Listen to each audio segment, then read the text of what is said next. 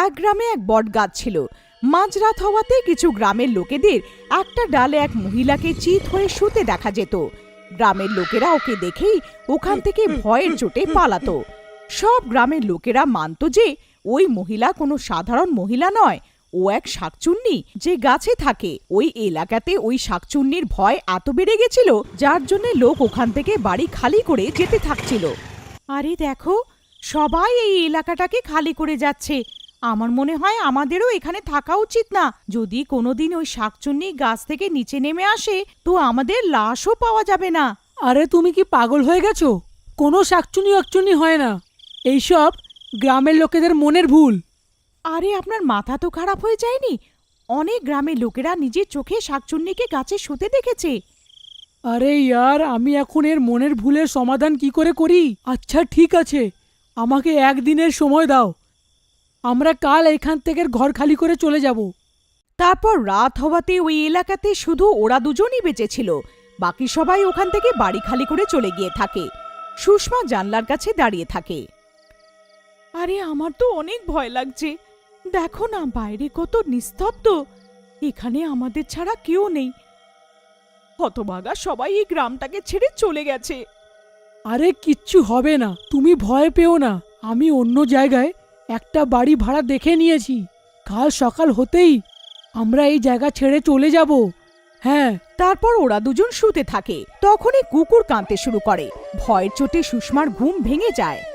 আরে মরে গেলাম রে, এই কুকুরগুলো এত কাঁদছে কেন? আরে ওঠো না, আমার অনেক ভয় লাগছে। দেখো না গলির কুকুরগুলো কেন কাঁদছে। সবাই বলে কুকুর শাকচুন্নির আত্মাকে দেখতে পায়, তাই তারা কাঁদে। আরে ইয়ার, তুমিও শোনা কথায় বিশ্বাস করে যাচ্ছ। কুকুররা শাকচুন্নিকে দেখে নয়, বরঞ্চ খিদে পাওয়ার জন্যে কাঁদছে। চলো ঘুমিয়ে পড়ো। তারপর এই বলে বাল্লু শুয়ে পড়ে, কিন্তু সুষমার ঘুম পায় না। ও কারো চিৎকার আর গর্জনের আওয়াজ পায়। সুষমা জানলার কাছে গিয়ে বাইরের দিকে তাকায় তো সে গাছে কোনো মহিলাকে চিৎ করে শুতে দেখে। ওর শাড়ি গাছ থেকে নিচে ঝুলেছিল, আর তা দেখে সে খুব ভয় পেয়ে যায়। আরে তাড়াতাড়ি ওঠো, দেখো সেই হলো যেটার ভয় ছিল। দেখো এই শাকচুন্নি গাছে কিরম ভাবে বসে আছে। তারপর বাল্লু জানলা দিয়ে উঁকি মেরে ওই মহিলাকে দেখে। আরে এ তো কোনো মহিলা মনে হচ্ছে। এর জন্যই বোধহয় সবাইকে নিজের বাড়ি ছাড়তে হচ্ছে। আমি এক্ষুনি গিয়ে একে মজা দেখাচ্ছি। ওগো, তোমার মাথা তো খারাপ হয়ে যায়নি যে নিজেই মৃত্যুর মুখে যেতে চাইছো? আরে কিচ্ছু হবে না, এ শুধু একটা মহিলা যে সবাইকে ভয় পাইয়ে যাচ্ছে। আমি এক্ষুনি ওকে দেখছি। তারপর বাল্লু রাগে বাড়ি থেকে বেরিয়ে যায় আর সোজা ওই গাছের কাছে পৌঁছায়। ওখানে সেই মহিলা দেখতে পায়, আর পেট হওয়ার কারণে বাল্লু ওর মুখকে দেখতে পায় না। এই কে তুই? আর তুই এই গাছে কি করছিস? হ্যাঁ, তোর জন্যে এখানে সব লোকেদেরকে নিজের নিজের বাড়ি ছেড়ে যেতে হচ্ছে। ব্যাস, এখন অনেক হয়ে গেছে। আমি তোকে ভয় পাই না। চল এক্ষুনি নিচে নাম তুই। কিন্তু ওই মহিলা বাল্লুর কথায় কোনো গায়ে পড়ে না। ও চুপচাপ শুয়ে থাকে। মনে হচ্ছে এরম ভাবে তুই মানবি না। দাঁড়া, এক্ষুনি তোকে দেখাচ্ছি। তারপর বাল্লু ওই শাকচুন্নির আঁচল ধরে ওকে নিচের দিকে টানে। ওই গাছে কোনো শাকচুন্নি ছিল না, কিন্তু শাকচুন্নির রূপে এক বহুরূপী প্রপার্টি ডিলার ছিল। আরে এই হতভাগা আমার পিছনেই পড়ে গেছে। এই হতভাগা, এ কি করছিস তুই? কেন আমার কাজে জল ফেলে দিচ্ছিস? আরে আরে ছাড় আমাকে হতভাগা, ছাড় ছাড় আমার আঁচল, ছাড়। এই শাকচুন্নি, আজ আমি তোকে ছাড়বই না। আজ তোকে আমি গাছ থেকে নামিয়েই ছাড়বো। এখন কি করি? এ যদি আমার সত্যি ব্যাপারে জেনে ফেলে তো এ তো পুরো গ্রামের লোককেই বলে ফেলবে রে। না না, আমি একে আমার আসল রূপের ব্যাপারে জানতে দিতে পারবো না। তারপর লোকটা শাড়ির আঁচল ধরে ওকে জোরে উপরের দিকে টানতে থাকে, আর কিছুক্ষণে বাল্লু গাছের উপরে টেনে নেয়। গাছে পৌঁছে বাল্লু ওই শাকচুন্নির আসল রূপ জানতে পারে। আরে তুই, এ কিভাবে হতে পারে? আচ্ছা, তো তুই এক ছদ্মবেশী যে লোকেদের শাকচুন্নি হয় ভয় পাওয়াচ্ছিলিস। তারপর ওই লোকটা বাল্লুর মুখে ওড়না ছেড়ে বাঁধে যাতে বাল্লু চিৎকার না করতে পারে। অন্যদিকে বাল্লুকে গাছের উপরে টানতে দেখে সুষমা ভয় পেয়ে যায়। হে ভগবান, এই শাকচুন্নি তো ওকে গাছের উপরে টেনে নিল, এখন কি করি? তারপর সুষমা দৌড়ে গ্রামের প্রধানের কাছে যায় আর প্রধানকে ওই ঘটনার বিষয়ে বলে। এখন তো অনেক হয়ে গেছে, আজ পর্যন্ত ওই শাকচুন্নি কারোর উপরে আক্রমণ করেছিল না, এখন আমাদের এই গাছটার কিছু না কিছু করতেই হবে। তারপর প্রধান কিছু গ্রামের লোককে নিয়ে ওই গাছের কাছে যায়। দেখুন প্রধান, ও এখানেই দাঁড়িয়েছিল, তখনই ওই শাকচুন্নি ওকে ওপরের দিকে টেনে নিল। তারপর সব গ্রামের লোকেরা উপরের দিকে তাকায়, কিন্তু গাছটা অনেক ঘন হওয়ার কারণে কেউ কিছু দেখতে পায় না। ওই উপরে গাছে ওই বহুরূপী লুকিয়ে বসে থাকে ও বাল্লুকে গাছ দিয়ে বেঁধে রাখে। বাল্লু চিৎকারের অনেক চেষ্টা করে, কিন্তু মুখে কাপড় বেঁধে রাখার কারণে সে কাউকে তার আসল রূপ বলতে পারে না। হতচ্ছাড়া, দেখ তোর জন্যে কি হলো।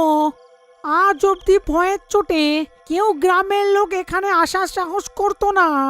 আমার ধারণা ঠিক কাজ করছিল, সব গ্রামের লোকেরা এই এলাকা ছেড়ে যাচ্ছিল, আর আমি এদের সবার জমিটাকে কম দামে কিনতে পারতাম, কিন্তু তুই সব শেষ করে দিলি। এখন চুপচাপ এখানে বসে থাক, না হলে তোর গলা কেটে নিচে ফেলে দেব। আমাকে কিছু না কিছু করতেই হবে, যাতে গ্রামের লোক এখান থেকে পালিয়ে যায়। তারপর ওই বহুরূপী স্পিকারে শাকচুন্নির ভয়ানক আওয়াজ বাজাতে থাকে।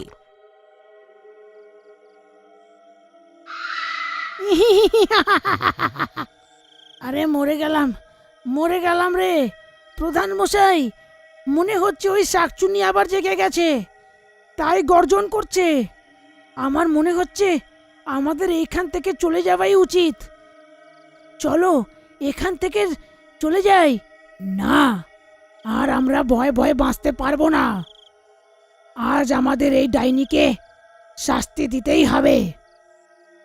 ভীমা, এক কাজ করো, এই গাছকে আগুন লাগিয়ে দাও। না থাকবে বাঁশ, না বাজবে বাঁশি।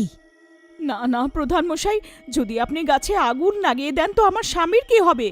বাল্লু এখন অবধি মরে গিয়ে থাকবে, ওই শাকচুনি এখন অবধি ওকে খেয়ে ফেলে থাকবে। ওর বাঁচার আর কোনো আশা নেই এখন। আরে মরে গেলাম রে। এই হতচ্ছাড়া গ্রামের লোকরা তো গাছটাকে আগুন লাগাতে চাইছে, এখন কি করি? তখনই এইসব শুনে বাল্লু ছটপট করে। তারপর বহুরূপিয়া ওর মুখ থেকে ওর কাপড় সরিয়ে দেয়। আরে হতচ্ছাড়া ছদ্মবেশী, তুই আজ বাঁচতে পারবি না। আজকে তোর আসল রূপটা সবার সামনে এসেই যাবে। আরে ভাই, আমার আসল রূপ তখন আনবে যখন জ্যান্ত বাঁচবে। গ্রামের লোক তো এই গাছকে আগুন লাগাচ্ছে।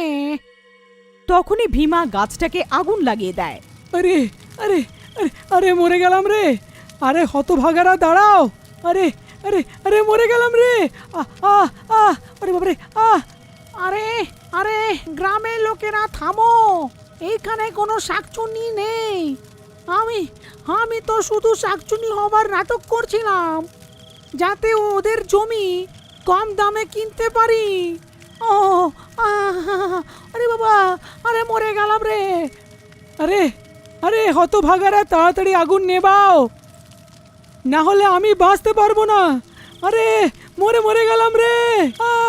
ওদের দুজনের আওয়াজ শুনে গ্রামের লোকেরা অবাক হয়ে যায়। আরে প্রধান মশাই, এ শাকচুনির আওয়াজ কি হয়ে গেছে? এ হঠাৎ করে লোকের আওয়াজ কি করে বের করতে লাগলো? হ্যাঁ প্রধান মশাই, এটা ওনার আওয়াজ, ও জ্যান্ত আছে, তাড়াতাড়ি কিছু করো না। ভীমা, এখানে নিশ্চয়ই কোনো গন্ডগোল আছে, তাড়াতাড়ি আগুন নেবাও, আমাদের এই আগুন নেবাতেই হবে। তারপর গ্রামের লোকেরা বাল্লুর বাড়ি থেকে জলের বালতি ভরে ভরে এনে ওর গাছের আগুনকে নেভাতে থাকে। কিছুক্ষণে আগুন নিভে যায়। তারপর বাল্লু আর ওই বহুরূপিয়া গাছ থেকে নিচের দিকে লাফায়, আর বহুরূপিয়াকে শাকচুন্নির রূপে দেখে সবাই অবাক হয়ে যায়। আরে এ তো আমাদের গ্রামের প্রপার্টি ডিলার মনোজ। এই হতভাগা, তুই এই গাছে শাকচুনি হয়ে কেন থাকছিলিস? হ্যাঁ বল। গ্রামের লোকেরা আমাকে ক্ষমা করে দাও, আমি লোভে এসে গেছিলাম, আর এইখানকার লোকেদের শাকচুন্নির ভয় দেখিয়ে ওদের জমি কম দামে কিনতে চাইছিলাম। আমাকে আমাকে ক্ষমা করে দাও।